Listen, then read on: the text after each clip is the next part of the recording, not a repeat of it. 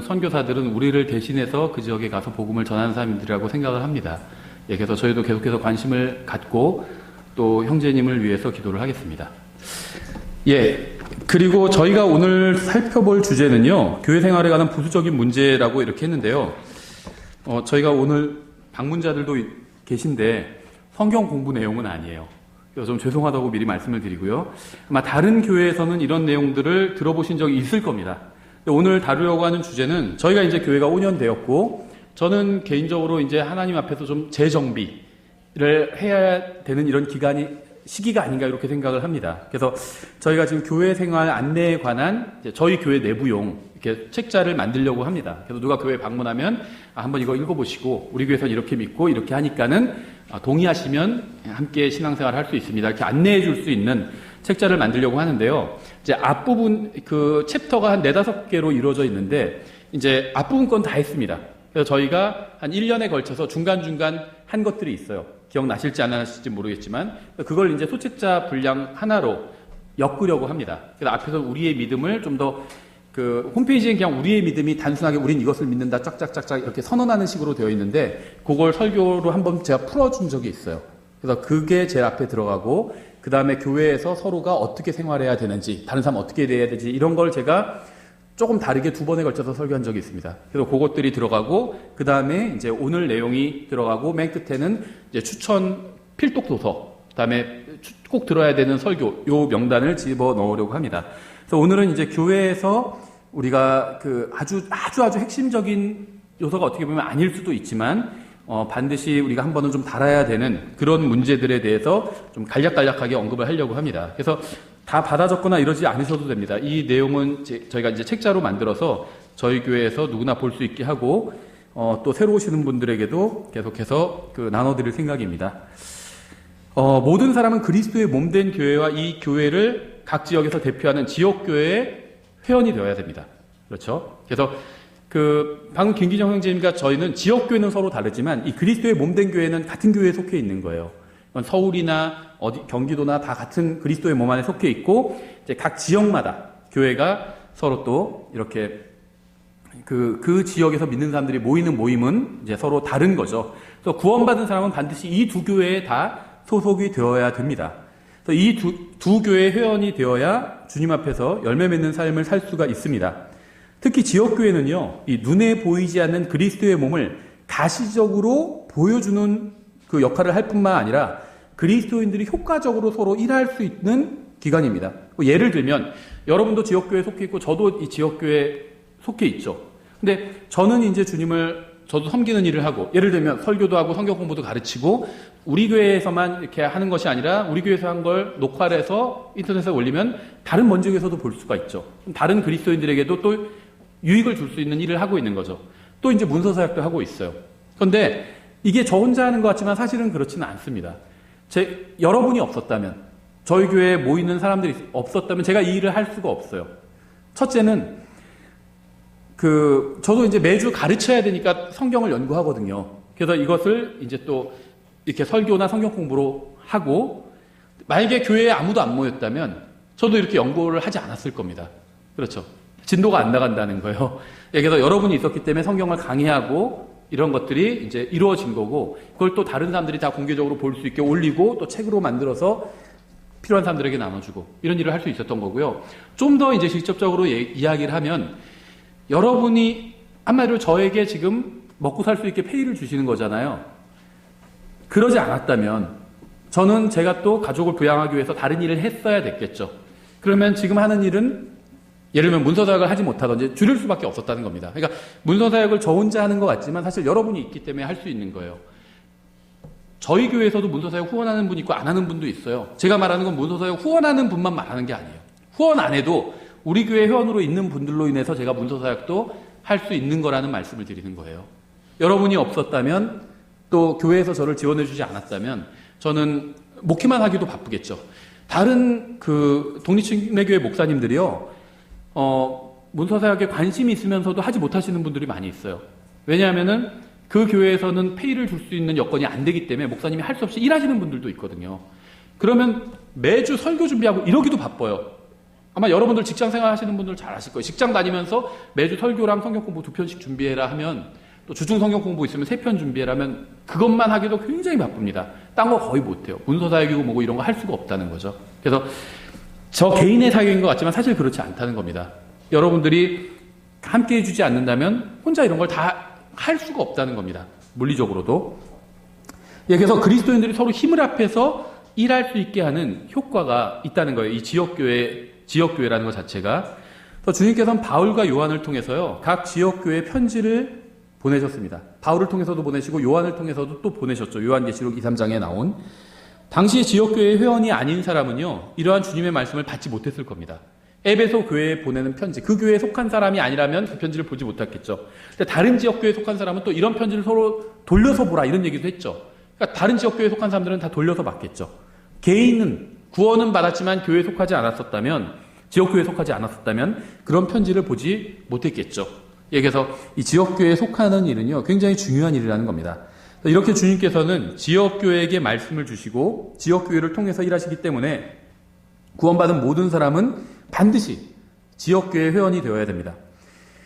구원받은 사람은요, 자동으로 그리스도의 몸인 교회의 일원이 됩니다. 그리스도의 몸된 교회는 자동으로 들어가요. 예수님을 내가 구원자로 받아들이는 순간 바로 들어갑니다. 이에 반해서 지역교회 회원이 되는 것은요, 자동으로 이루어지는 일은 아니에요. 성경은 구원받은 사람이 어떠한 방법으로 지역교회 회원이 되는지에 대해서요, 명확하게 아주 자세하게 기술하고 있지는 않습니다. 근데 왜 이러냐 하면 그게 이제 성경에서 뭔가 자세하게 이야기하지 않는 것들이 있어요. 근데 그런 데는 두 가지 이유가 있겠죠. 첫째는 그게 중요하지 않기 때문에. 중요하지 않는 문제는 자세하게 이야기 안 합니다. 성경에서. 그렇죠? 두 번째는요, 상식적으로 알 수 있는 것이기 때문에 이야기하지 않는 경우도 있어요. 그렇죠? 근데 저는요, 이 지역교회 회원이 되는 것과 관련해서도 이 두 번째 이유라고 생각합니다. 자세하게 성경에 나오지 않는 이유가 상식적인 문제이기 때문에 자세하게 이야기하지 않았다고 생각을 해요. 예를 들면 사도행전 9장에서 이제 바울의 경우를 보면 그 교회 회원인 사람의 추천이나 소개로 바울도 어떤 교회 회원이 된 것으로 보입니다. 바나바의 추천으로 예루살렘 교회의 회원이 됐겠죠. 바나바라는 사람이 바울을 알게 되었고 사람들이 다 거부하는데 바나바는 바울을 진심을 알고 바울을 또 교회에 소개하는 이런 일을 해줬죠. 그래서 결국 바울이 이제 그 어떤 특정한 지역 교회, 예루살렘 교회, 그리고 나중에는 이제 또 안디옥 교회의 회원이 된 거죠. 그래서 안디옥 교회에서 파송받아서 선교를 한 그런 선교사가 된 거죠. 그리스도의 몸의 일원이 되는 것은 개인의 의사에 달려 있습니다. 그렇죠? 누구든지 자신이 하나님 앞에서 죄인이라는 사실을 시인하고 예수 그리스도를 자신의 개인적인 구원자로 받아들이면 구원받고 그리스도의 몸의 일부가 됩니다. 그러니까 그리스도의 몸된 교회는 눈에 보이진 않아요.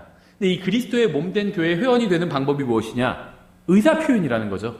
근데 대부분의 어디 가입하기 위해서는 다 의사표현이 그 회원이 되는 방법입니다. 그리스도의 몸된 교회도 마찬가지죠. 내가 그리스도의 몸된 회원이 되고 싶다 하면 내가 하나님 앞에서 죄인이라는 걸 시인하고 회개하고 예수 그리스도께서 나의 죄값을 십자가 위에서 다 갚아주셨다는 걸 마음으로 믿으면 의사표현이에요. 그게 그렇죠. 예수님을 내가 믿겠습니다. 의사표시예요. 그렇게 정말 진심으로 믿으면 그리스도의 몸된 교회의 회원이 되는 거죠. 저는 지역교회 회원이 되는 것도요, 이와 같은 방식으로 이루어진다고 생각을 합니다. 어떤 분들은요, 지역교회, 우리 교회 회원이 되기 위해서는 뭐 여기서 침례를 받고 뭐를 하고, 뭐 구원을 받은 사람이라든지 침례를 받았다든지 아니면은 무슨 과정을 거쳐야 된다든지 이런 것들을 두는 교회들도 있어요. 전 뭐 그런 교회를 비난하는 건 아닙니다. 그 교회에서 그렇게 정했겠죠. 다만, 그것만이 바른 방법이다. 이렇게 얘기하면 저는 안 된다고 생각해요. 성경에 나와 있지 않기 때문에. 다만 우리 교회는 이런 걸 정했습니다. 이렇게 한다면 그건 충분히 이해해 줄 수 있다는 거죠. 근데 저는요, 지역교회 회원이 되는 게 복잡한 문제가 아니라고 생각해요. 왜냐하면요, 지역교회와 그리스도의 몸된 교회 중에 무엇이 더 중요할까요? 무엇이 더 본질적일까요? 그리스도의 몸된 교회예요, 당연히. 그렇죠. 구원에 관련해서는요, 내가 지역교회 회원 되지 않아도 돼요. 그리스도의 몸된 교회, 예수님만 믿으면 그리스도의 몸된 교회로 자동으로 들어가게 되죠. 그러면 구원 받습니다. 그리스도의 몸된 교회가 훨씬 더 본질적이에요. 그렇죠? 훨씬 더 본질적인 그리스도의 몸된 교회도 내가 의사표시만으로 들어가죠. 뭐 딴 거 요식행위가 하나도 없다는 거예요. 예수님을 믿으면 바로 그리스도의 몸된 교회의 회원이 된다는 겁니다. 그렇다면 그리스도의 몸된 교회를 이제 각 지역에서 대표하고 있는 이 지역교회도 회원이 되는 절차가 너무 까다롭거나 그럴 필요는 전혀 없다고 생각을 합니다. 이건 저의 믿음이에요. 그리스도의 몸된 교회도 의사표시, 예수님을 믿겠습니다. 이 의사표시로 그 교회, 그리스도의 몸된 교회 회원이 된 것처럼 지역교회도 자기가 그 교회에서 믿는 신앙에 동의를 한다면 그 교회 회원이 될 수 있다고 생각을 합니다. 그래서 저희 교회 회원이 되는 방식은요, 저희가 앞뒤로, 그러니까 한 장인데 2페이지죠. 한 장짜리 저희 신앙 고백문이 있어요. 복음서부터 출발해서 성경 어떻게 믿는지, 예수님 어떻게 믿는지, 하나님 어떻게 믿는지, 이런 것에 대한 그 기록해 놓은 게 있고요. 거기에 이제 서명을 하시면 교회 회원이 되는 것으로 이렇게 저희가 여기고 있습니다. 그래서 그래서 저희 교회 회원이 되는데 복잡한 어떤 절차가 필요하지 않고요. 우리 교회에서 믿는 신앙, 믿는 믿음을 한 장으로 요약해 놓은 게 있는데 거기에 서명하시면 된다는 겁니다. 나도 여기 동의하고 이렇게 믿습니다. 이렇게 서명하시면은 복음에 대해서도 다 나와 있어요. 그러면 우리 교회 회원이 된 것으로 받아들이겠다는 겁니다. 까다로울 필요가 없다고 생각해요. 그리스도의 몸된 본질적인 그 그리스도의 몸에 속하는 것도 의사 표현으로 되는 건데 하물며 지역교회가 그거보다 까다로워서는 안 되겠죠. 예, 지역교회 회원으로 가입하는 문제는요, 구원과는 상관없는 것이지만 영적으로 성장하는 것과는 밀접한 관계를 가지고 있습니다. 교회를 살펴보기 위해서 몇 주간 시험 삼아 나오는 것은 필요한 일이에요. 하지만 몇 년 동안 어떤 지역교회도 회원으로 참여하지 않는 것은 이건 신약 성경에서 말씀하시는 그리스도인의 모습과는 거리가 멀다고 생각을 합니다. 신약 성경에도 지역교회에 속하지 않는 그리스도인이 있는지 그건 제가 잘 모르겠어요. 구원받은 지 바로 얼마 되지 않으면 속하지 않을 수도 있겠죠. 대표적인 경우가 이디오피아 내시겠죠. 이디오피아 내시는 구원받았어요. 그렇죠. 그 마차 위에서 빌립에게 복음을 듣고 구원받았죠. 근데 아직 어떤 교회에 회원이 되진 않았죠. 왜 그랬을까요? 이디오피아에는 교회가 없었기 때문에. 그 사람은 이디오피아에서 사는 사람인데. 그래서 이디오피아는 이제 그 기독교 인구가 굉장히 많거든요. 이디오피아 기독교의 시조를 그 이디오피아 내시로 와요, 보통. 교회사에서도. 그런 경우는 지역교회에 속하진 않았겠죠. 없으니까. 그건 어쩔 수 없죠. 아주 특수한 경우 빼고 일반적인, 신약교회에 나온 일반적인 그리스도인들의 모습을 보면 다 지역교회에 속해 있습니다. 그게 정상적인 모습이라는 거죠. 예, 따라서 이제 결론적으로 말씀드리면요, 이 교회 회원이 되는 것과 관련해서 반드시 지역교회 회원이 되겠다는 이 의사표시를 하시면 된다는 겁니다. 하셔야 된다는 거예요. 내가 이 교회 회원이 되겠다면 의사표시를 하고 서명을 하시면 된다는 겁니다. 그러면 우리 교회 회원이 된다는 겁니다. 두 번째는요, 이 경배. 저희가 이제 예배를 경배라고 부르기로 했죠. 성경에 나오는 용어 그대로 써서. 이 경배에 관해서 좀 말씀을 드리면요, 요한복음 4장 23절, 24절 이렇게 말씀하고 있어요. 그러나 참되게 경배하는 자들이 영과 진리로 아버지께 경배할 때가 오나니 곧 지금이라. 이는 아버지께서 자기에게 그렇게 경배하는 자들을 찾으시기 때문이라. 하나님은 영이시니 그분께 경배하는 자들이 반드시 영과 진리로 그분께 경배할지니라 하시니라. 하나님은 경배하는 자들을 찾으십니다. 이 경배가 굉장히 중요한 거예요. 하나님께서 찾으시는 거라면 이거는 우리가 잘은 몰라도 굉장히 중요한 것임에 틀림없어요. 그렇죠? 하나님께서 뭐 쓰잘데기 없는 걸 찾으시진 않으실 거 아니에요. 중요한 걸 찾으시겠죠. 그래서 하나님께서는요, 이 경배를 굉장히 중요하게 여기신다는 겁니다. 영적인 면에 있어서 이 경배는 굉장히 중요해요. 예배, 참석하는 것, 이거를 별거 아니라고 생각하는 분들도 많이 있는데요. 독립침례교회도 많아요, 그런 분들. 오히려 어떤 그 율법주의적인 과거에 신앙생활을 하다가 독립침례교회로 오고 나서 확 자유를 얻은 분들이 있어요. 그래서 어떤 과거엔 교회 예배 빠지면 구원 잃어버릴 수도 있다 막 이렇게 잘못된 걸 듣고 안절부절하면서 교회 예배를 열심히 참석했는데 이제 그게 아니라는 걸 알고 나서는 자유롭게 하시는 분들이 있습니다. 그런데요, 그거는 바른 태도는 아닙니다.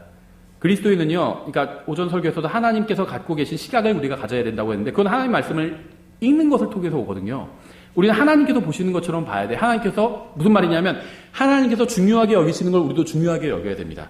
하나님은요, 경배하는 자들을 찾으세요. 경배를 중요하게 여깁니다. 우리도 중요하게 여겨야 돼요. 근데 이건요, 마귀도 중요하게 여겨요. 마귀도 예수님께 요구한 게 뭐였죠? 경배하라는 거였어요. 그렇죠? 예수님께 무슨 자기가 진탕 무슨 막 신나게 놀 수 있는 그런 공간을 마련해달라 이런 거 요구하지 않았습니다. 그런 건 관심도 없어요. 막 무슨 뭐 나이트클럽 가서 막 놀고 막 마약하고 사람들 이런 거 생각하죠. 마귀적이다 이렇게 생각하는데 마귀는 그런 거 관심도 없어요. 그런 데는 오히려 마귀 청정지역이에요. 나이트클럽은 마귀가 없어도 알아서 죄 잘 짓는데 못하러 거기 가요, 마귀가. 마귀는 안 가요, 그런데. 경배하는 데를 가요. 자기도 경배를 받고 싶어 해요. 그래서 예수님께도 경배를 요구했던 거예요. 딴 게 아니라. 심지어 자기가 갖고 있는 이걸 다 세상을 주겠다. 그렇게까지 제안했잖아요. 그러면서 경배를 해달라고 자기를. 예, 마귀가 원하는 것도 경배고요. 하나님께서 원하시는 것도 경배입니다. 그래서 이 경배의 문제는요, 굉장히 중요한 문제입니다. 지난번에도 예전에 한번 설교한 적이 있는데요. 많은 기독교인들이 돈을 섬기고 있어요. 만몬을 섬기고 있어요. 성경은요, 너희가 하나님과 마귀를 겸하여 섬길 수 없느냐 이렇게 말씀하신 적 없어요. 그런 사람 없거든요. 거의 없어요. 하나님 섬기면 하나님 섬기고 대부분은 마귀도 안 섬겨요. 아주 소수의 사람들만 마귀 섬기고 대부분은 자기를 섬기고 있어요. 근데 사실 자기가 아니라 더 들여다보면 재물을 섬기고 있습니다. 근데 안타까운 것은요, 교회에 다니고 이 독립침례교회, 바른 성경과 바른 교리를 믿는다고 하는 사람들도 구원은 받았지만, 바른 성경을 보고 바른 교리를 알고 있지만 하나님이 아닌 재물을 섬기는 경우가 너무나도 많다는 겁니다.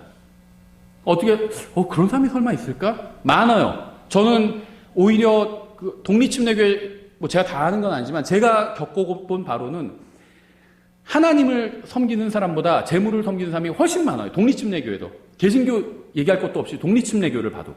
킹제임스 성경, 바른 성경, 바른 교리를 믿고 있는 사람들 중에서도 만몬을 섬기는 사람이 훨씬 많다는 거예요. 어떻게 알 수 있느냐? 아주 간단해요. 회사는 직장은 빠질 수 없는 문제를 가지고 교회를 빠진다. 그러면 만몬을 섬기고 있을 가능성이 굉장히 커요. 단정적으로 그런 사람은 다 만몬을 섬기는 거다. 그런 얘기를 하는 건 아닙니다. 그리고 다른 사람을 판단하는 거 아니야. 그 사람 이번 주에 교회 안 나왔는데 그 사람 만몬 섬기고 있구만. 이런 걸 하라는 게 아니에요. 자기 자신을 하나님 말씀으로 들어보라는, 거울 갖고 자꾸 다른 사람 비춰보지 마세요. 자기를 들여봐야죠. 자기를. 생각해 보세요. 예를 들면 먼 곳에서 친구가 왔어요. 저는 지금 정죄하는 게 아니에요. 그냥 예를 드는 거예요. 누가 그랬다는 것도 아니고 그냥 예를 드는 거예요. 먼 곳에서 아주 친하던 친구가 와서요, 이번 주엔 예배를 참석 못하겠어요. 이렇게 전화할 수도 있겠죠. 이해를 합니다. 그럼 저는 그냥 그럼 즐거운 시간 보내세요. 이렇게 얘기해요. 근데 회사에도 그렇게 얘기할 수 있을까요? 부장님 너무 친한 친구가 와서요, 오늘은 회사 못 갈 것 같아요. 이러면 그래 좋은 시간 가죠. 그럴까요? 그렇게 하지 않아요. 회사에는 할 수 없는데 왜 교회는 할 수 있죠? 회사에는 나한테 돈을 주잖아요. 교회는 내가 오히려 돈을 주죠. 만몬을 섬기는 거예요. 만몬을. 돈이 기준인 거잖아요. 그렇죠. 근데 어머니가 좀 위독하셔서요, 제가 오늘 못 나갈 것 같아요. 그건 회사에도 얘기할 수 있죠. 어머니가 지금 위독하시면 회사 지금 못 나갈 수 있어요. 그렇죠. 그런 건 이유가 되겠죠. 자, 어떤 개별적인 그 사안을 판단해 주겠다는 게 아닙니다. 그건 저도 몰라요. 그거는 하나님과 그 사람과의 관계입니다. 목사는 하나님과 남의 관계에 껴드는 사람이 목사가 아니에요. 그 사람이 오히려 하나님 앞에 설 수 있도록 도와주는 역할을 합니다. 저는 그런 역할을 하고 싶어요. 저한테 이런 경우인데 제가 어떻게 해야 될 거예요? 저한테 묻지 마세요. 가능하면. 하나님과 해결을 하세요. 하나님과. 그렇죠. 예. 저는 아무것도 아니에요. 그냥 도와주는 사람일 도와주는 사람일 뿐이지, 하나님과의 관계가 중요하죠. 그건 본인이 알아요. 내가 정말 이게 돈 때문에 그러니 못 가는 건가? 아니면 정말 피치 못할 사정이 있어서 못 가는 건가? 이렇게 우리가 경배는 하나님과의 약속이잖아요. 그걸 못하는 이유를 본인이 알 거라는 거죠. 예. 저한테 크게 미안할 것도 없고요. 예배 빠진다고 해서 크게 양해를 구해야 될 것도 없다는 거죠. 본인이 하나님 앞에서 정당하다면, 내가 정말 돈 때문이 아니라 정말 어떤 정당한 이유가 있다면 못 나올 수도 있는 거죠. 그렇죠. 예, 그래서 많은 사람들이 돈을 섬기고 있어요. 그렇죠. 저 급한 일이 있어서 오늘 교회 못 나올 것 같은데요. 그런 사람한테요, 예배 나오면 1,000만 원 준다고 해보세요. 그 급한 일 다 취소해요. 그건 급한 일이 아니었다는 거죠. 예, 그래서 이 경배는 굉장히 중요한 겁니다. 구원받은 사람들이 언젠가 모두 하늘로 올라와서 주님을 눈으로 보면서 주님께 경배를 드리게 될 거예요. 계시록 4장 10절부터 11절에 잘 나와 있죠, 이 모습이. 24 장로가 왕자에 앉으신, 이 장로는 교회를 대표하는 사람들이죠. 왕자에 앉으신 분 앞에 엎드려 영원 무궁토록 살아계시는 분께 경배하고 자기들의 관을 왕자 앞에 던지며 이르되, 왕자 앞에 던지며 이르되, 오 주여, 주는 영광과 존귀와 권능을 받기에 합당하시오니 주께서 모든 것을 창조하셨고 또 그것들이 주를 기쁘게 하려고 존재하며 창조되었나이다 하더라. 이 계시록 4장 11절은요, 저는 개인적으로 성경 3만 구절 이상 있잖아요. 성경 10손가락에 꼽을 수 있는 구절이라고 생각해요. 4장 11절. 그렇죠. 주께서는 모든 것을 창조하셨고 또 그것들이 주를 기쁘게 하려고 존재하며 창조되었나이다. 우리의 존재 목적이거든요. 경배는요, 우리 인간으로서 하나님께 마땅히 해야 될 일이에요. 너무나도 당연한 일이라는 거죠. 이건 굉장히 중요한 문제입니다. 그래서 구원받은 사람은 반드시 경배를 통해서 하나님을 기쁘시게 해야 됩니다. 신약 성경의 그리스도인들은요, 주님께서 부활하신 날인 주의 첫날에 함께 모여서 주님께 경배를 드렸습니다. 그래서 오늘 우리 교회의 모든 회원들은요, 주님의 명령에 따라서 모이는 일을 패하지 말고 열심을 내야 합니다. 히브리서 10장 25절이죠. 어떤 사람들의 습관과 같이 우리의 함께 모이는 일을 패하지 말고 서로 권면하되 그날이 다가옴을 너희가 볼수록 더욱 그리하자. 그래서 우리 교회 회원은 특별한 사정이 없는 한 매주 이제 주님께 경배를 드리러 나와야 됩니다. 그래서 주님께 경배 드리는 일을 가볍게 여기면 안 돼요. 저는 몰라요. 제 눈치 보실 필요 없어요. 저 형제님은 경배를 가볍게 여기는구만. 저는 그렇게 판단하지 않아요. 모르니까. 그건 저의 일이 아니에요. 저는 여러분들한테 하나님의 말씀을 그대로 가르치는 게 저의 일입니다. 그걸 잘하고 있는지 못하고 있는지 판단은요, 그리스도의 심판석에서 주님께서 하실 거예요. 너는 왜 경배를 가볍게 여겼느냐? 이렇게 하실 겁니다. 그렇죠? 그건 주님께서 아시는 거지. 저는 몰라요. 그 다음에 가볍게 여겼는지 무겁게 여겼는지 저는 모른다는 거죠. 예, 그래서 결론적으로 말씀드리면요, 불가피한 사정이 없는 한 주일 경배에 빠지지 말고 참석하시라는 겁니다. 자신을 위해서. 그렇죠. 특히 경배 시간 15분 전에 와서 다른 사람들과 미리 인사도 나누고 또 마음의 준비도 하시면 좋을 것 같아요. 복장에 대해서 이제 말씀을 드릴게요. 저희 교회에서는 제가 이거 갖고 설교한 적은 없습니다. 하나님은요, 자신의 자녀들을 단정하게 입히시는 분이에요. 에스겔서 16장 14절이죠. 내 아름다움으로 말미암아 내 명성이 이교도들 가운데로 나아갔으니 이는 내가 내게 단정하게 입혀줌으로 말미암아 내 아름다움이 완전하였기 때문이라 주 하나님이 말하노라. 이렇게 말씀하셨어요. 이스라엘 백성에게 하시는 말씀인데요. 하나님께서 단정하게 입혀주셨대요. 물론 영적인 어떤 면을 말하는 거겠죠. 신약 성경에서도요, 그리스도인들은 단정하게 옷을 입어야 한다고 말씀하고 있습니다. 단정하게 입어야 된다. 디모데전서 2장 9절 10절이죠. 또한 이런 식으로 여자들도 단정한 옷으로 자기를 꾸미되 얌전하게 맑은 정신으로 하고 장식한 머리나 금이나 진주나 값비싼 옷으로 하지 말며 오직 하나님의 성품을 고백하는 여자들에게 합당한 선한 행위로 하기를 원하노라. 이렇게 말씀하고 있어요. 단정하게 하라고 말씀하고 있죠. 그래서 성경에서 말씀하시는 복장에 관한 유일한 규정은요, 단정함입니다. 어떤 분들은요, 이제 구약 성경을 가져가가지고 뭐 이런 기준을 말씀하시는 분들도 있어요. 그래서 여자는 반드시 치마를 입어야 되고 남자는 반드시 바지를 입어야 된다. 뭐 남자는 다 바지 입고 오죠. 보통 일반적인 경우에 있어서. 근데 여자들이 이제 치마 입는 경우도 있고 바지 입는 경우도 있죠. 이게요, 그 독립침례교회 초창기에 이거 갖고 좀 시끄러웠습니다. 자매들은 반드시 다 치마를 입어야 된다. 이렇게 주장하시는 분들도 있었고요. 근데 미국의 교회 가보면요, 이제 킹제임스 성경 믿는 교회들과 그 근본주의 교회들이 있는데요. 다 복장 비슷해. 복장으로는 구분이 안 가요. 형제님들 다 양복 입고 오고요. 자매님들은 다 긴 치마 입고 옵니다. 그럼 이게 이제 어떤 진리에 관련된 거냐? 성경에서 확실히 그렇게 말씀하시기 때문에 그런 것이냐 하면 저는 그렇지는 않다고 생각해요. 저는 이거는 문화적인 거라고 생각해요. 왜냐하면 여호와의 증인이나 몰몬교도 그렇게 입어요. 미국에서는 다. 더 단정해요. 몰몬교인들. 긴 치마, 근데 무채색이에요. 오히려 색 많이 안 입어요. 색을 많이 안 써요. 잘. 거의 검은색, 흰색, 무채색만 써요. 단정해 보이는 건 사실입니다. 그렇게 입으면. 그렇죠. 근데 이제 문제는 뭐냐면 성경에 그러한 규정이 있지는 않다는 겁니다. 또 구약 성경을 가지고 와서 신약의 규정으로 삼을 수도 없다는 거예요. 왜 그러냐면요, 구약에서는 섞어서 짠 옷 입지 말라고 그랬죠. 혼방. 지금 옷들 다 혼방이에요. 순수하게 어떤 재료만 써서는 한계가 있고 옷을 만드는데, 그래서 그 재료 자체를 공급하기도 한계가 있어서 다 섞어 짜고 있습니다. 그렇죠. 그래서 그 구약 성경의 규정을 지금 신약의 그리스도인들에게 적용할 수는 없다는 겁니다. 치마를 입으면 더 여성적으로 보이겠죠. 근데 이럴 수도 있잖아. 바지를 입었는데 단정하게 보일 수도 있겠죠. 치마를 입었지만 단정하지 않은 치마도 있죠. 그러니까 단순히 치마를 입어라, 이런 건 의미가 없다는 거예요. 미국 근본주의 교회들을 보면요, 이거 제 생각일지는 몰라도 아마 다른 많은 분들이 공감을 한 이야기가 있는데, 치마는 되게 길어요. 거의 발목까지 내려온, 다 그 치마 입고 있어요. 근본주의 교회 보면 다 그래요. 킹제임스 성경 믿는 교회도 대부분 그건 다르지 않아요. 발목까지 오는 치마를 입는데 위에는 딱 붙는 옷을 입고 있어요. 티 한 장. 팔도 없는 거, 예를 들면. 이게 좀 문화적으로는 좀 다르죠. 미국 사람들은 아래를 긴 걸 입어야 단정하다고 생각하는데 한국은 또 분위기가 또 다르죠. 약간 좀 다를 수는 있다는 거예요. 그래서 이제 어떤 문화적인 걸 갖고 성경의 교리인 양 강조할 수는 없다고 합니다. 성경은요, 그냥 단정함이라고만 말하고 있어요. 단정함. 신약교회에 속한 그리스도인들이 어떤 옷을 입어야 되는지 성경이 구체적으로 말씀하지는 않는다는 겁니다. 왜 그러냐면요, 시대나 문화나 민족이나 국가에 따라서 단정한 옷의 기준이 달라질 수도 있기 때문입니다. 이 서양, 지금 우리는 그 근본주의 교회는요, 100% 형제님들 다 양복이랑 넥타이예요. 그렇게 하지 않으면 심지어 교회에서 뭐 대표기도 안 시킨다든지 뭐 안 시킨다든지 이런 교회들도 있어요. 이해는 가요. 왜 그러는지. 뭐 그런 교회도 다 잘못됐다 지금 그런 얘기를 하는 건 아닙니다. 그냥 솔직하게 한번 성경적으로 한번 생각해 보자는 거예요. 그런데요, 저도 양복 입고 넥타이 메고 오는 게 단정하다고 생각합니다. 저도 그렇게 하고 와요. 그런데 이게 절대적인 기준은 아니라는 겁니다. 왜 그러냐면요, 이건 진리에 속한 문제는 아니에요. 진리는요, 시대와 국가와 민족과 상관없는 게 진리입니다. 누가 구원받죠?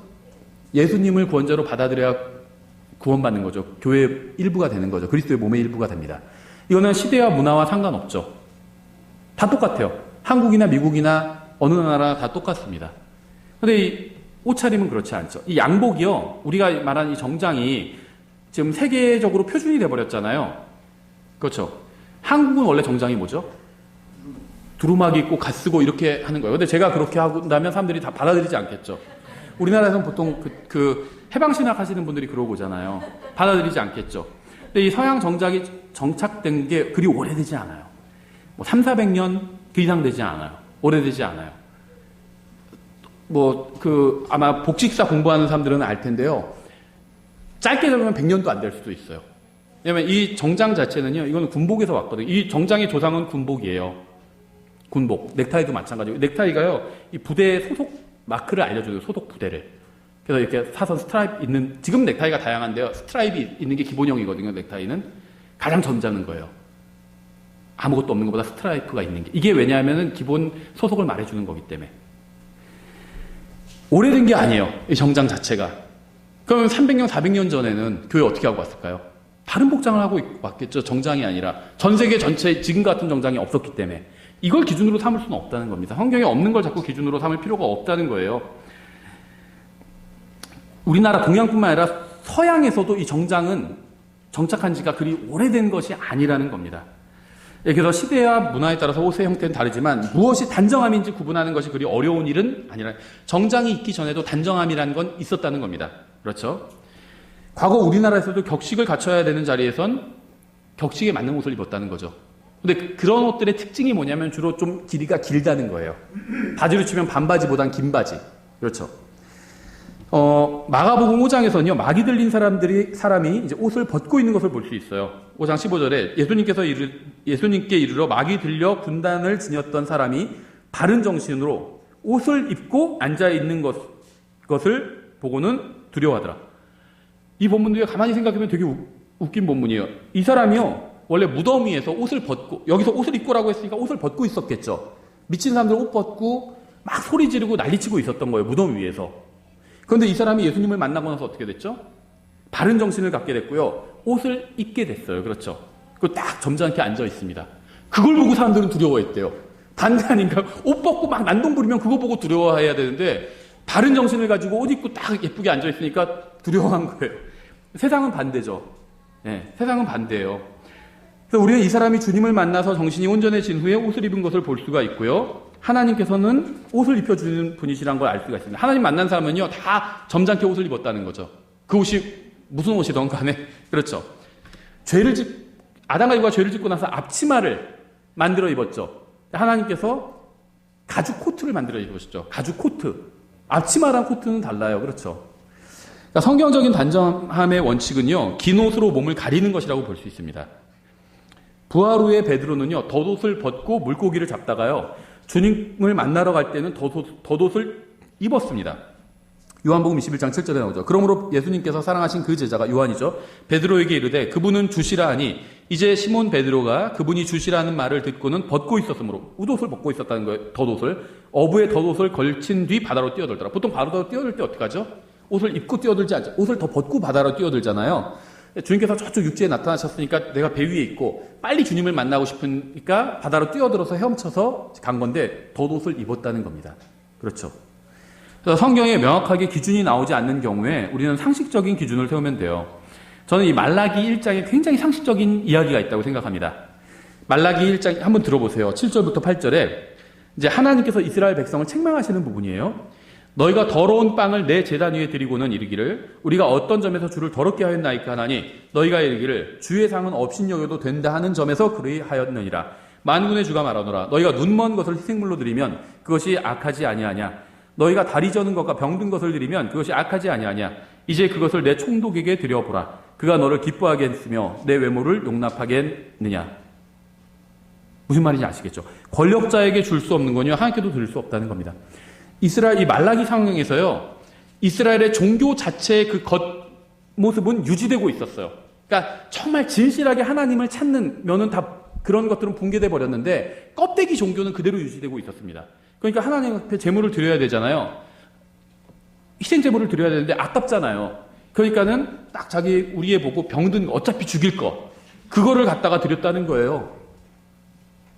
그래서 하나님께서 이렇게 말씀하신 겁니다. 그러면서 뭐가 잘못됐습니까? 하나님께 드렸는데 이 얘기를 하니까 그래? 그럼 네 총독한테 한번 그거 드려봐. 좋아하나? 총독 각하 선물입니다 하면서 다리 젓는 거 드려봐. 좋아하나? 이 얘기를 하시는 거예요. 무슨 말이냐면요. 우리가 회사에 취직하기 위해서 면접을 본다고 한번 가정을 해볼게요. 성경에 없는 거니까 상식적으로 얘기를 해보는 거예요. 성경에 넥타이를 멜진이라 이런 말씀 없잖아요. 상식적으로 얘기를 해보자는 겁니다. 면접을 보는데 면접을 잘 보고 합격하기 위해서 필요한 조건이 여러 가지가 있겠죠. 하지만 가장 기본적인 건요. 태도라고 생각해요. 면접에 있어서 태도. 그렇죠. 그리고 그 내면의 태도는요. 외면으로 드러나게 되는데 주로 옷차림과 행동과 말투 등으로 드러나게 됩니다.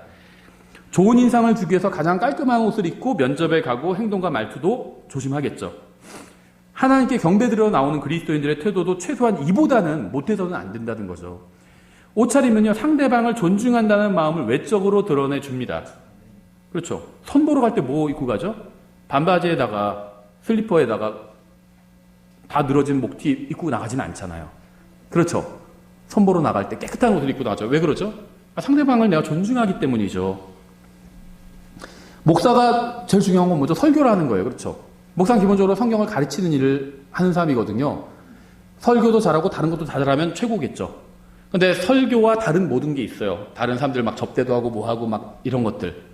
둘 중에서 하나만 선택해야 된다면 과감하게 설교를 선택해야 됩니다. 우리 목사님은 다른 건 다 잘하시는데 설교를 못해. 그러면 그 사람 목사가 아니에요. 부르심 아니에요. 근데 우리 목사님은 설교는 너무 잘하시는데 다른 건 잘 못해. 그러면 일단 그 사람은 목사긴 목사예요. 하나님 앞에서. 목사는 설교를 하는 사람이에요. 근데 예를 들면 가정을 해볼게요. 제가 설교를 아주 잘해요. 기분 나빠하지 마시고 가정이니까. 가정이에요. 제가 설교를 아주 잘하는데 티셔츠를 입고 딱 나왔어요. 예를 들면 검은색 티셔츠인데 그림이 보니까 빨간색 마귀가 삼시창 들고 있는 그런 게 그려져 있는 티셔츠예요. 아니면 뭐 해골이 그려져 있는 티셔츠예요. 아니면 I love gay 뭐 그런 게 써 있는 티셔츠를 입고 나왔어요. 그러면 아무리 제가 설교를 잘해도 실족할 거예요. 왜 그러지? 그러지 않아서 실족할 겁니다. 그렇죠? 그러니까 우리 사회에서 가장 단정한 복장으로 인정받는 옷은 정장이죠. 그렇죠? 남자를 기준으로 보면요. 구두에 정장에 타이를 매는 것. 이게 기준이겠죠. 이렇게 입고 설교단에 서면 아무도 실족하지 않습니다. 그렇죠? 그런데 그게 아니라 무슨 티셔츠 같은 거 하나 입고 나와서 하면요. 실족해요. 다 사람들이. 저는 하나님과 제가 정장을 입고 있는 이유가 뭔지 아세요? 제가 만약에 가장 존경하는 분 아니면 뭐 대통령을 만난다. 전 이렇게 입고 나갈 거예요. 여기에 저는 뭐 더 할 게 없어요. 여러분을 존중하기 때문이에요. 저한테는요. 하나님 대통령과 비교할 수 없이 높으신 분이고요. 또 여러분도 저한테는 대통령보다 더 소중한 존재예요. 그래서 저는 이렇게 입고 나온 거예요. 더 제가 잘 입고 나올 수는 없어요. 이거보다 저는 더 격식 있는 옷은 없어요. 이게 최고예요. 저의 수준에서는. 그래서 이걸 입고 나온 겁니다. 여러분을 존중하기 때문에. 그래서 여러분도 하나님과 저를 존중한다면, 다른 사람들을 존중한다면 그렇게 하시는 것이 전 좋다고 생각합니다. 그렇게 하지 않으면 쫓아내겠다, 무슨 죄를 지은 거다, 그런 얘기가 아니에요. 넥타이 안 매면 그건 잘못된 거다, 정장 안 입고 오면 잘못된 거다, 이런 얘기를 하는 게 아닙니다. 그런 차원이 아니에요. 다른 사람을 존중한다면 옷차림과 태도로 드러난다는 거죠. 그렇죠. 근데 옷차림은 잘 입었는데 태도는 막 엉터리고, 밥 먹으면서도 막 새치기 하고 막 자기 혼자 막 다 푸고, 그런 사람들도 있어요. 뒤에서 먹을 게 없어요. 다 앞에서 막 퍼가가지고. 그러면 그거는 좀 잘못된 거겠죠. 말도 막 해요. 막 사람들 상처 주는 말 하고. 그렇죠. 자매님 오늘 머리가 최악이네요. 막 이러고. 최악으로 보여도, 그래도 오늘 좀 특이하시네요. 얘기하든지, 아니면 젊어 보이시네요. 하든지, 상처 안 받게 얘기를 해야 되겠죠. 막 말도 막 해요. 그럼 소용이 없겠죠. 옷차림이 아무리 점잖으면 뭐 하겠어요. 그렇죠. 옷차림은 외면이에요. 그리고 어떤 다른 사람한테 대하는 태도와 말은 내면이죠. 외면과 내면 중에 뭐가 더 중요할까요? 내면이 더 중요하죠. 그런데 내면이 중요하다고 해서 내면만 잘 차리면 되고 외면은 전혀 상관없다, 이러진 않잖아요. 그렇죠. 내면도 중요하고요. 내면이 드러난 게 외면이거든요. 외면도 중요해요. 그렇죠. 사람 심리가 다 그렇습니다. 동일하다면, 내면이 둘 다 훌륭하다면 외면이도 같이 따라가서 훌륭한 게 좋죠. 전 그런 얘기를 하는 거예요. 상식적인 얘기를 하는 거예요. 복잡하고 교리적이고 어려운 얘기를 하는 게 아니라 상식적인 얘기. 내가 면접 보러 간다면 면접관한테 잘 보이기 위해서 나 어떤 옷차림을 하고 갈 것인가, 그것을 입고 가면 됩니다. 내가 그 면접관을 존중한다는 거잖아요. 다른 의미가 아니라. 그런 의미라는 겁니다. 정장을 입고 오지 않았거나 운동화를 신고 왔다고 해서 죄를 지은 것은 아닙니다. 또 그렇게 하면 주님께서 경배를 받아주지 않으신다는 것도 아니에요. 갈 시간이 없는데 지금 어디 들렸다가 교회 오느라고, 예를 들면 급한 일 때문에 했는데 정장을 못 입었어요. 집에 갈아입고 오면 늦을 것 같아. 그러면 그냥 오는 게 낫죠. 갈아입고 오지 않아도 돼요. 그렇죠. 사정이 다 있겠죠. 전 그래서 제가 이런 말 한다고 해서 제가 누군가 판단한다는 거 아니에요. 전 판단 안 해요. 왜냐면 얘기를 들어보면 딱 사정이 있을 수 있거든요. 여러분도 다른 사람 판단하지 마세요. 그 사람이 무슨 사정이 있는지 어떻게 알아요? 자기만 잘하면 돼요. 자기만. 자기가 다른 사람, 하나님은요, 그리스도의 심판석에서 내가 할 수 없었던 걸 갖고 날 심판하진 않으세요. 다른 사람을 내가 억지로 뭐 잘 차려입게 만들고 그건 못 하잖아요. 그건 하나님께서 나한테 묻지 않으실 거예요. 그건 그 다음과 하나님과의 관계예요. 하나님께서 내가 할 수 있었는데 안 한 거, 그걸 물으시겠죠. 난 그것만 하면 되는 거예요. 제가 말씀드린 건요, 그냥 각자 자기에게만 적용하시면 돼요. 다른 사람 이것으로 판단하지 마세요. 저 형제 옷차림이 왜 저러지? 판단하지 마세요. 그 사정을 어떻게 알아요? 정말 정장을 입고 싶은데 없을 수도 있죠. 몰라요, 저는 그 사정을. 그러니까 본인만 생각하시면 됩니다. 본인만. 하나님은 내면을 중요하게 여기시는 분이죠. 하지만 내면을 드러내는 것은 외면이라는 사실을 잊지 말아야 됩니다. 제가 아무리 내면이 훌륭하고 영적으로 성숙한 사람이라 하더라도요, 잘못된 그림이나 글자가 기록된 옷을 입고 온다면 누구에게도 덕을 끼치지 못할 거예요. 그렇죠? 자, 너무 정숙하고 막 정말 나의 모든 정욕을 십자가에 다 못 박았다 할지라도요, 티셔츠에 딱 어떤 여자가 수영복 입고 있는 딱 그런 티셔츠를 입고 오면 어떻게 되겠어요? 제가 아무리 내면이 훌륭해도요, 간증은 잃어버리는 겁니다. 그렇죠. 그래서 결론적으로 말씀드리면, 하나님과 다른 사람을 존중한다는 의미에서 단정한 옷을 입고 오시라는 겁니다. 그것이면 전 충분하다고 생각해요. 헌금에 관해서 말씀드리면요, 우리 교회에서는 경배 시간에 따로 헌금을 걷지는 않죠. 저희가 5년 됐는데 지금 헌금에 대해서 얘기한 건 2번째예요. 헌금은 미리 준비해 오셔서 헌금함에 넣으시면 됩니다. 다만 다음과 같은 성경적 원칙에 따라서 하셔야 되는데요. 주로 고린도 전후서에 나와 있죠. 성경적 원칙이. 먼저 각자 마음속에 정한 액수대로 내시면 돼요. 고린도후서 9장 7절이죠. 저마다 자기 속에 정한 대로 낼 것이요, 이렇게 되어 있죠. 그 다음엔요, 억지로 하지 말고 즐거이 내면 됩니다.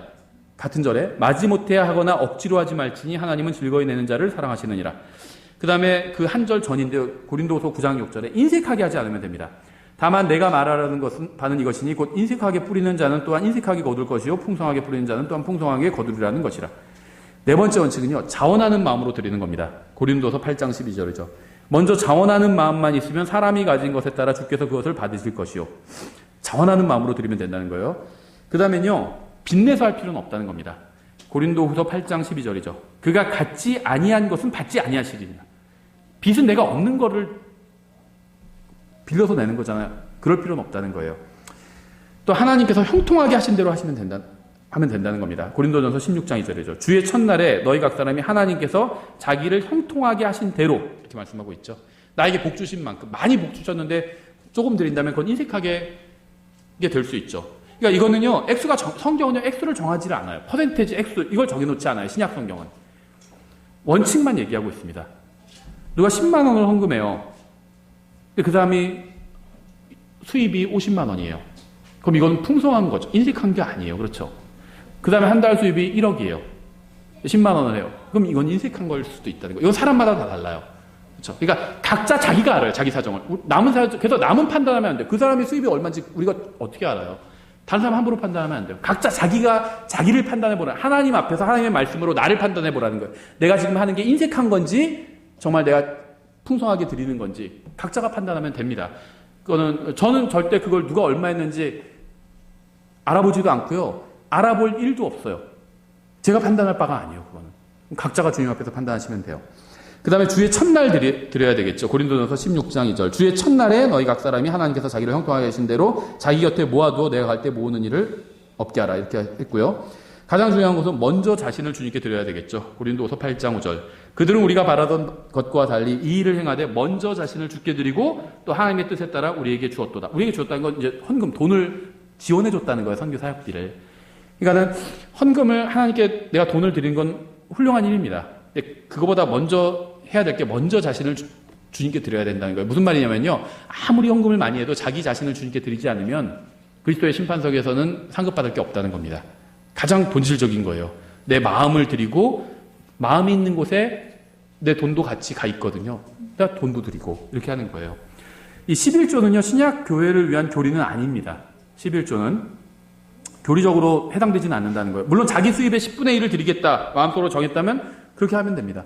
어떤 분은요, 봉투에 11조 하고 자기 이름 써서 내는 분도 있어요. 자유죠, 그건. 비난할 게 없습니다, 그거는. 자기가 그렇게 정한 거예요. 나는 10분의 1을 드리겠다. 자기가 정한 겁니다. 상관없어요. 마음속으로 그렇게 정하면 됩니다. 내가 10분의 1을 드리겠다. 드리면 돼요. 난 5분의 1을 드리겠다. 드리면 됩니다. 20분의 1을 드리겠다. 드리면 돼요. 그거 갖고 누구도 뭐라고 하지 않습니다. 자기가 마음속에 정한 대로 드리면 되는데, 그러면 나는 10,000분의 1을 드리겠다. 인색하게 하지 말라고 했잖아요. 인색하게.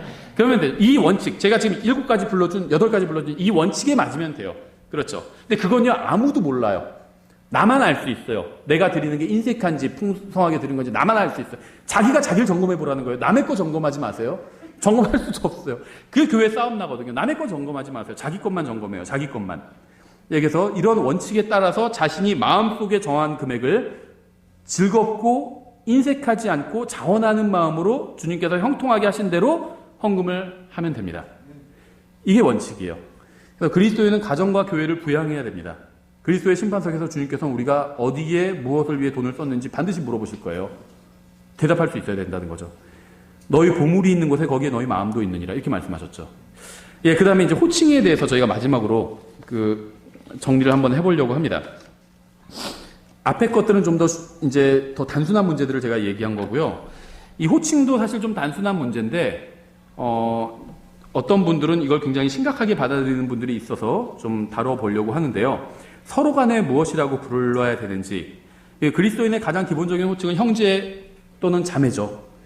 마태복음 23장 8절에 그러나 너희는 랍비라 불리지 말라 너희 선생은 한 분 곧 그리스도이니라 너희는 다 형제니라. 이 말씀이 꼭 아니더라도 구원받았으면 성령님으로 다시 태어난 거죠. 아버지 하나님께서 우리를 성령님을 통해서 다시 낳아주신 거잖아요. 하나님의 자녀가 되었죠. 그건 성경적 팩트입니다. 맞죠? 그러면 다 형제 자매가 된 거죠. 그래서 이게 가장 이제 아주 기본을 이루는 호칭이라고 보시면 됩니다. 그런데요, 주의하셔야 될 것이 있어요. 이건요, 서로 반드시 형제라고만 불러야 된다라는 의미가 아니라요. 이거 서로가의 관계가 그렇다는 거예요. 이 사람과 나는 형제가 되었어요. 주님 안에서. 관계가 그렇다는 겁니다. 반드시 형제라고 불러야 된다. 그러자면 안 된다. 나머지 다른 호칭으로 부르면 그건 다 종교적인 거고 그렇게 생각하시는 분도 있어요. 전 그건 아니라고 봅니다. 왜 그럴까요? 상식적인 얘기를 하는 거예요. 저는 상식적인 예를 들면요. 아버지와 아들이 둘 다 예수님을 자신의 구원자로 받아들이면 어떻게 되죠? 형제가 되죠. 그럼 구원받았다고 해서 아들이 아버지에게 형제님 이렇게 불러야 될까요?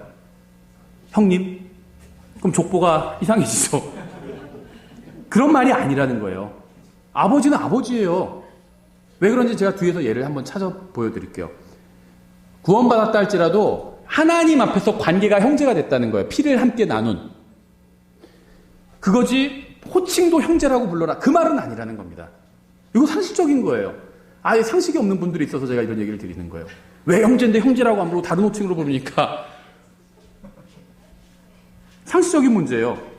그러니까 아버지와 아들이 둘 다 구원받았으면 둘 다 하나님의 자녀가 되었던 점에서 그리스도 안에서 형제의 관계이지만 아버지를 부를 때는 형제가 아닌 아버지라고 불러야죠. 그리스도 안에서는 형제지만 아버지는 아버지라고 불러야죠. 예. 요한복음 19장에 보면 25절부터 27절에 예수님께서 십자가 위에서 마지막으로 하신 7가지 말씀 중에 하나가 있는데요. 이제 예수님께서 십자가 곁에는 예수님 십자가 달려있죠. 예수님의 십자가 곁에는 그분의 어머니와 마리아죠. 그분의 이모요 글로바의 아내인 마리아와 막달라 마리아가 서 있더라. 그러므로 예수님을 따르던 여자분들과 그 다음에는 이제 예수님의 육신의 어머니였던 마리아가 서 있었던 거죠. 그러므로 예수님께서, 근데 거기에 이제 요한도 있었죠. 제자들 다 도망가고 요한만 남았었죠. 그러므로 예수님께서 자기 어머니와 자기가 사랑하던 제자가 곁에 서 있던 것을 보시고 자기 어머니에게 이르시되 여자여 당신의 아들을 보소서, 형제를 보소서 이러지 않았다는 거죠. 하시고 그 뒤에 그 제자, 이거는 예수님의 십자가 죽고 부활하시기 이전이니까 아직 구약시대니까 뭐 이런 얘기 할 수도 있지만요. 아까 제가 인용한 거, 너희는 다 형제니라. 이것도 마찬가지예요. 그러면 그 문맥은. 예수님의 십자가 이전이잖아요. 그렇죠. 하나님께서 어떤 생각을 갖고 계신지, 성경이 뭘 말하고 있는지 그 중심을 한번 보자는 거예요. 사랑하는 제자가 곁에 서 있던 것을 보시고 자기 어머니에게 이르시되 여자여 당신의 아들을 보소서 하시고 그 뒤에 그 제자에게 이르시되 내 자매를 보라 이러지 않았어요. 내 어머니를 보라 하시더니 그때부터 그 제자가 그녀를 자기 집으로 모시니라. 이 마리아와 예수님은요, 당연히 이제 육신의 몸으로 오신 예수님, 이때 당시에 33세 반 정도 되셨잖아요. 돌아가시는 때는. 마리아는 당연히 예수님을 낳았으니까 어머니 뻘이죠. 당연히 그 육신의 어머니고. 요한은 예수님보다 나이가 더 어렸다고 알려져 있어요. 그럼 당연히, 그러니까 예수님이 인간의 33년 반이라는 그 나이로 본다면 형뻘이죠. 요한의. 큰 형뻘이에요. 그러니까 요한에겐 당연히 마리아가 어머니 뻘입니다. 당연히. 어머니라고 부르라는 겁니다. 어머니 뻘이니까. 그렇죠. 상식적인 얘기예요. 상식적인 얘기예요. 그래서 예수님께서 십자가에 달려 돌아가시기 전에 자신의 육신의 어머니인 마리아를 사랑하는 제자인 요한에게 의탁하셨죠. 아마 이 당시에 요셉은 죽은 것으로 보여요. 그리고 아무도 이 어머니를 부양할 사람이 없는 것으로 보입니다. 그래서 가장 친한, 절친, 가장 친한 후배, 가장 친한 동생에게 자기 어머니를 의탁하고 있는 거예요. 그래서 마리아와 요한은요, 주님 안에서 형제와 자매가 되었죠. 나중에는 성령님께서 임하시고 나서는 형제 자매가 되었죠. 하지만 요한이 마리아를 자매님 이렇게 불렀을까요? 어머니라고 불렀을 거예요. 어머니로 맡겨줬잖아요. 내가 사랑하는 예수님이 나에게. 그렇죠. 그래서 주님께서는 어머니 뻘인 마리아를 아들 뻘인 요한에게 자매라고 소개하지 않고 어머니라고 소개했다는 거죠. 주님 안에서 형제와 자매의 관계가 되었다고 해서 반드시 그렇게 불러야만 한다는 것이 아니라는 겁니다. 이거 잘 아셔야 돼요. 예를 들면요, 마태복음 12장 48절에서 그분께서 자기에게 말한 사람에게 응답하여 이르시되 누가 내 어머니냐 누가 내 형제들이냐 하시고 손을 내밀어 자기 제자들을 가리키며 이르시되 내 어머니와 내 형제들을 보라. 누구든지 하늘에 계신 내 아버지의 뜻을 행하는 자 곧 그가 내 형제요 자매요 어머니이니라 하시니라. 반드시 구원받은 사람은 서로 형제 자매라고만 불러야 된다. 그럼 이 말씀이 이해가 안 되는 거예요. 어머니, 예수님도 어머니라고 불렀어요. 어떤 여자를. 나이가 많은 여자는. 어머니 뻘이면 어머니라고 부를 수 있다는 거죠. 그렇죠. 그러니까 주님께서 말씀하신 것처럼 그리스도 안에서 형제가 있고 자매가 있고 어머니가 있고 아버지가 있습니다.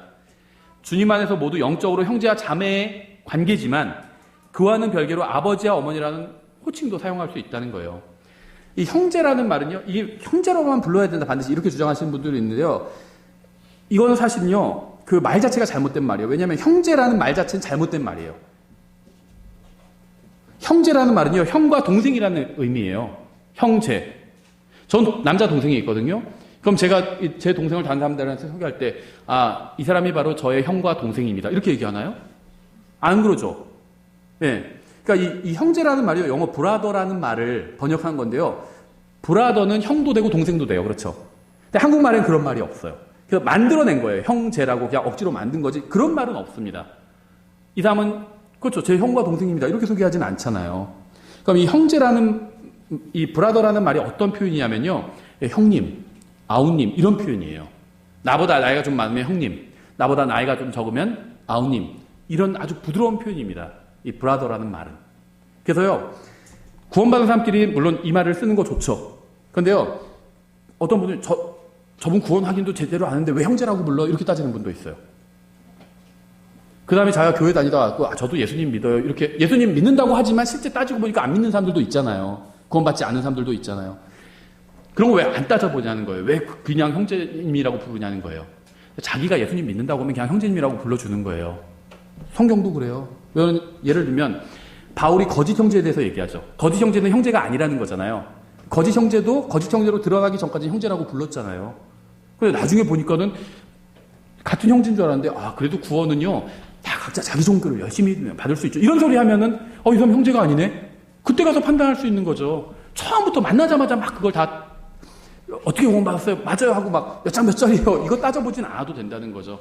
바울이요 심지어 구원받지 않은 유대교를 믿는 유대인들은 바울의 형제가 아니죠. 민족적으로는 형제였지만 영적으로는 형제가 아니잖아요. 그 사람들 앞에서 설교할 때 개혁성경에 부형들이라고 했죠. 우리나라 사람들의 형제들아 이렇게 돼 있어요. Man and brethren 이렇게 얘기했죠. man이란 표현이 굉장히 부드러운 표현이에요. 높이는 표현이에요. 흑인들이 man 이런 말 많이 쓰죠. 지금만 아무렇게나 쓰게 됐는데 원래는 굉장히 부드럽고 높이는 표현이에요. 이 흑인 영어가 성경에서 나왔거든요. 미국 흑인 영어는. 노예 시절에 성경만 보게 했기 때문에. 다만 출애굽기는 찢어버리고 보게 했어요. 민족의 해방에 대한 이야기니까 실제로. 그래서 노예들이 보던 성경은 출애굽기가 없어요. 그래서 이 흑인 영어는 성경에서 많이 나왔거든요. 그런데요, 이 브라더라는 말이 그렇게 굉장히 친근한 말이라는 거예요. 형님, 아우님, 서로 그렇게 높여주고 친근한 말이라는 겁니다. 그렇죠. 그래서 자기보다 나이가 많으면 형님, 어리면 아우님. 근데 교회에서는 형제님이라고 하니까 그냥 이게 제대로 된 말은 아니지만 쓰자는 겁니다. 기독교에서 그렇게 오랫동안 써왔으니까. 그리고 주님께서도 어머니란 표현을 하신 것처럼 나이가 많은 자매님은 이렇게 부를 수 있겠죠. 특히 기독교에서는 내 진짜 엄마가 아닌데 어머니라고 부르긴 좀 그러니까 모친님, 부친님 이런 표현을 쓰죠. 그렇게 쓰자는 거예요. 전 나쁘지 않다고 생각해요. 예수님이 하신 표현과 같다고 생각을 합니다. 그래서 우리 부모님 연배인 분은 자매님 경우에 모친님, 또 우리 그 부모님 연배인 경우 형제인 경우에 부친님 이렇게 부르면 좋다고 생각을 합니다. 이제 초등학교 이하의 초등학생 포함해서 초등학교 이하의 학생들은 60세 이상의 어른들에게 할아버지 할머니 이렇게 부르면 좀 더 자연스럽겠죠. 예, 형제님 이렇게 부를 필요 없다는 거예요. 할아버지 할머니 이게 훨씬 더 자연스럽죠. 그리스도 안에서 형이 있고 누나가 있고 엄마가 있고 아빠가 있으면 할아버지도 있고 할머니도 있는 거죠. 나이 차이가 그만큼 많이 나면 상식적인 문제라는 거죠. 이거는 우리나라에 있는 대부분의 독립침례교회는 이렇게 호칭하고 있어요. 제가 아는 한은. 그 다음에 좀 시간이 됐지만 많이 남지는 않았습니다. 몇 가지만 더 하면 자세히 경우들을 나눠서 한번 해보는 거예요. 목사를 무엇이라고 부를 것인가? 어떤 분은요, 목사는 성경이 없다. 이런 분도 있는데, 목사가 왜 성경이 없어요? 성경이 있지. 에베소서 4장 11절에 있잖아요. 그분은 성경을 안 믿는 분이에요. 저는 그런 분도 봤어요. 목사는 성경이 없기 때문에 저는 목사란 말 쓰지 않겠습니다. 성경이 있잖아요. 그러니까, 그거는, 근데 할라어 원어를 보면 그거는 목사가 아니라 목자고, 목양자고, 목양자, 다 똑같은 말이에요. 표현만 다르지. 목양자, 목회자, 다 똑같은 말이에요. 성경에 있습니다. 그런데 이제 문제는 뭐냐면요. 목사는 호칭이 아니라 직분이라는 거예요. 아니면 은사라든지. 주로 성경을 가르치는 일을 하는 사람을 그렇게 부르는 거죠. 목사도 그리스도 안에서는 다른 사람과 똑같은 형제입니다. 다 형제라고 했잖아요. 그리스도 안에서는 다 형제예요. 계급이 없어요. 다 형제입니다. 하지만 오랫동안 기독교계에서 이 목사의 직분을 맡고 있는 형제를 그냥 목사라고 불렀죠. 그러니까 목사의 직분을 맡은 형제를 존중한다는 의미에서 그 사람이 우리보다 계급이 높다 이게 아니라 존중한다는 의미에서 목사님이라고 부른다는 거죠. 그렇죠. 근데 이게 우리나라 스타일인 것 같아요. 특히 미국에서도 목사를 목사님이라고 부르긴 불러요. 패스터, 김 이런 식으로 목사라고 부릅니다. 근데 이제 선생님 같은 경우에 우리 미국에서는요. 브라운 선생님이다. 그럼 미스터 브라운 이렇게 불러요. 저도 이제 그 학교 다닐 때 브라운 선생님이 있었어요. 과학 선생님 중에. 그래서 미스터 브라운 이렇게 불렀어요. 근데 농구하는 흑인들이 있었는데 요! 막 이렇게 부르더라고요. 자기 처음이래요. 요라고 자기를 부른 건 네가 처음이다 이러시는데 근데 한국은 어떻게 부르죠? 선생님이 이렇게 부르죠. 이게 한국 문화인 것 같아요. 한국식의 문화인 것 같아요. 이걸 왜 무시할 수 없냐면요. 이게 예를 들면 미국에서는요, 사람 이름을 불러요. 그렇죠? 이름을 부릅니다. 근데 한국에서는 그렇게 부르면 안 돼요. 그렇죠? 높여서 불러야 됩니다. 그렇죠? 나보다 나이가 몇 살 많다. 그럼 높여서 불러야 돼요. 형님이라고 부르든지 선배님이라고 부르든지 일반 사회에서도 이름을 부르진 않아요. 그런데 미국에서는 이름을 부른다는 거죠, 서로. 그러니까 이거는 문화적인 게 굉장히 강해요. 그러니까 이거는 우리가 이해하고 넘어가야 된다는 겁니다. 완전히 다 무시할 수는 없다는 거예요. 이 문화적인 것 자체를. 그래서 그 목사의 직분을 맡은 형제를 존중한다는 의미에서 그냥 목사라고 부르는 게 전 나쁘지 않다고 생각합니다. 상식적인 문제라는 거예요. 물론 목사를 형제라고 부른다고 해서 그 사람이 죄를 지은 것이라거나 잘못되었다 이렇게 할 수는 없죠. 다만 교회의 질서와 믿음이 약한 사람들이 넘어지지 않게 하기 위해서 목사의 직분을 맡고 있는 형제를 목사라고 부르는 것이 자연스럽다고 본다는 거죠. 독립침례교회 다 그렇게 하고 있어요. 우리나라 대부분의 독립침례교회에서 목사의 직분을 맡은 형제를 목사라고 자연스럽게 부른다는 거죠. 그래서 목사라고 부르는 거 문제 없습니다. 그런데 자기는 도저히 안 되겠다. 자기는 형제라고 불러야겠다. 그렇게 부르세요. 다른 사람이 목사라고 부르는 걸 비난하지 말라는 거죠. 비성경적이다. 이런 말 하지. 성경 어디서 그런 말이 있어요? 문화적인 것과 관련이 있다는 겁니다. 목사니까 그냥 교회에서 존중해주는 의미로 그렇게 불러주는 게 있죠. 문화적인 게 있어요. 이게 특히 미국 기독교를 가지고 한국에 이렇게 적용하려고 해서는 또 안 된다고 생각합니다. 저는. 성경적 기독교가 있고요. 미국의 기독교가 있거든요. 또 미국의 문화가 있고. 그렇죠. 미국에서는요, 제가 여러분 박진선 선생님 이름 부르는 거 욕이 아니에요. 헤이 진선 뭐 이래도 돼요. 한국에서는 그러면 안 돼요. 나보다 나이가 많으면요, 높여서 불러야 돼요. 문화가 다른 거예요. 이거는 상식적인 문제고. 그 다음에 이제 목사 부인 뭐라고 불러야 되는지 이런 것도 걸고 넘어지는 사람들이 있거든요. 보통 교회에서 사모라고 부르죠. 근데 이 사모라는 말의 뜻은요, 이 스승의 부인이라는 말이에요. 교사, 스승의 부인 이런 의미입니다. 그런 의미에서 목사의 아내를 사모라고 부르는 것도 문제될 게 없다고 생각을 합니다. 저는. 근데 주의할 점은요, 사모는 교회의 직분이나 은사가 아니라는 거예요. 목사는 교회의 직분이에요. 집사도 교회의 직분이죠. 사모는 아니에요. 교회 직분이나 은사가 아니라는 거. 전 사모의 은사가 있어 이런 말 하는 것도 들어봤는데 그런 은사는 없습니다. 무슨 말인지는 알겠는데 그런 은사는 없어요. 예, 그래서 마치 사모가 신약 성경의 정식 직분인 것처럼 생각하거나 가르쳐서는 안 된다는 거죠. 근데 이거 사모님 허락은 받아야 되는데 막 이런 분도 있어요. 그래서 심지어는요, 목사님은 오케이 했는데 사모님이 노해가지고 그 계획이 다시 물거품이 된 그런 얘기도 들어봤어요. 교회 뭘 납품해야 되는데 큰 대형 교회랬대요. 그래서 거기에 대형 교회는 자판기들이 있잖아요. 커피를 납품해야 되는데 목사님 오케이 했는데 사모님이 노를 해가지고 뒤집혔다고 하더라고요. 더 높은 거죠, 사모가. 그래서 그런 건 성경에 없다는 겁니다. 사모는 교회 그런 걸 결정하는 자리에 있는 사람이 아니에요. 자기가 주일학교를 맡았던지 주방을 맡았던지 하면 그건 결정할 수 있겠죠. 근데 그걸 맡은 적이 없어요. 저희 교회 같은 경우에 저희 자매는 주방을 맡지 않았죠. 주방에 대한 결정 권한이 없어요. 주일학교 맡지 않았죠. 주일학교에 대한 결정 권한이 없어요. 다른 자매님이 맡았죠. 그럼 그 자매님이 권한을 갖고 있는 거예요. 그렇죠. 사모는 어떤 직분이 아니라는 겁니다. 그래서 사모라는 말은 의미는요, 그냥 목사를 스승이라고 본다면 성경 가르치니까 그냥 스승의 아내다, 교사의 아내다 그 의미 외에는 아무것도 의미하지 않아요. 따로 목사를 존중한다는 의미에서 목사 아내를 사모라고 부른다. 전혀 문제 없다고 생각을 합니다. 다만 사모를 자매라고 난 부르겠다. 그것도 잘못된 건 아니에요. 자기가 자매라고 부르라는 겁니다. 다만 기독교 문화적으로 또한 일반 사회적으로 통용되기 때문에 사모라는 말을 사용하는 거지 교리적으로 특별한 의미가 있는 호칭은 절대 아니라는 겁니다. 목사라는 말이 성경에 나오죠. 하지만 사모라는 말은 성경에 나오지 않아요. 이런 이유로 절대로 사모라는 말을 쓸 수 없다고 생각한다면 그럼 자매라고 부르세요. 다만 성경에 없는 단어이기 때문에 누구도 쓸 수 없다는 비성경적이고 비상식적인 이런 주장을 하지는 말라는 겁니다. 사모라는 말이요, 줄여서 그렇지 그냥 목사의 아내라는 말이에요. 영어로는 패스터즈 와이프예요. 그냥 보통 교회 오면 누가 패스터즈 와이프냐 이거 궁금해하는 사람들도 있거든요. 저분이 사모님이야. 그렇게 얘기할 수 있죠. 그렇다고 해서 성경에 없는 비성경적인 용어를 썼다 이럴 필요 없죠. 삼위일체도 성경에 없어요. 용어는 개념은 있지만. 그렇죠. 집사를 뭐라고 불러야 되냐. 목사가 호칭이 아닌 것처럼 집사도 호칭은 아니에요. 다만 목사의 경우와 마찬가지로요, 우리나라에서 교회에서는요, 집사의 직분을 맡은 형제를 그냥 집사님이라고 이렇게 불렀습니다. 실제로 대부분의 독립침례교회에서도요, 집사의 직분을 맡은 형제 다 집사님이라고 불러요. 제가 아는 모든 교회에서. 따라서 집사의 직분을 맡은 형제를 집사라고 부르는 것도 전혀 문제될 것이 저는 없다고 생각해요. 이게 한국 문화예요. 한국 문화. 그렇죠. 목사 집사는요, 교회 내에서 성도들을 섬기는 직분이지 각각 다른 분야에서 섬기는 거죠. 이게 성직 계급은 절대 아니죠. 이러한 점을 분명히 한다면 누군가를 집사라고 부른다고 해서 문제가 될 것은 전혀 없다는 겁니다. 그렇죠? 교회 내에서 누가 집사의 직분을 공식적으로 수행하고 있는지 알리기 위해서 집사라고 부르는 건 전 좋다고 생각해요. 다만 형제와 자매 외에는 결코 어떤 호칭도 사용해서는 안 된다고 믿는 분은 목사, 사모와 집사 모두 형제나 자매라고 부르십시오. 자기가 그렇게 믿는다면. 하지만 구원받은 자신의 아버지나 어머니도 형제나 자매라고 부르는지 전 묻고 싶어요. 그런 분한테.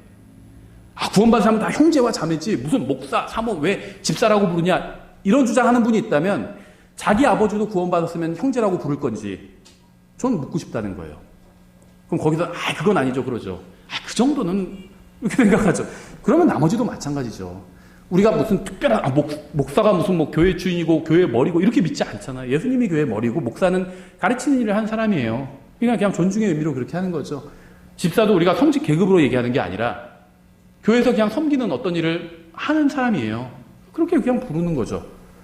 그게 뭐 대단히 잘못됐다, 막 비성경제, 저는 그렇게 생각 안 들어요. 성경 없으니까. 하지만 관계면에 있어서는 다 같은 형제 자매죠. 그렇죠. 하지만 일이 그렇게 있으니까 그냥 그걸 위해서 그렇게 불러줄 수 있는 거죠. 예. 아버지나 어머니 구원받아도 형제 자매라고 안 부르잖아요. 예. 충분히 상식적으로 생각하면 문제될 게 전혀 없다는 겁니다. 또 누가 따질까봐 집사의 부인은 뭐라고 불러야 되느냐.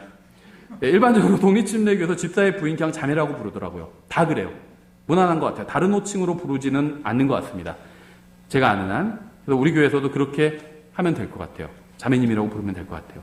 그래서 결론적으로 말씀드리면요. 목사의 직분을 맡은 형제는 목사라고 부르고 집사의 직분을 맡은 형제 집사라고 부르고 그 외의 형제나 자매는 형제님, 자매님 이렇게 부르되 부모 연배인 분들에게는 부찌님, 모치님 이렇게 부르고 그럼 자연스러울 것 같아요.